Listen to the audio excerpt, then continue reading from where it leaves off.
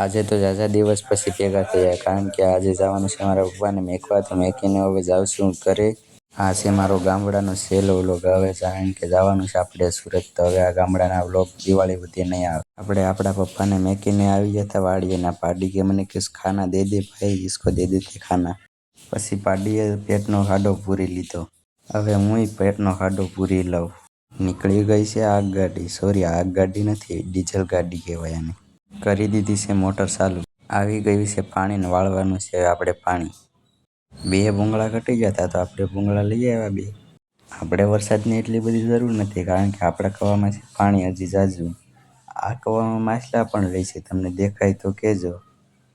બાકી અત્યારનું સનસેટ કાંક આવું છે.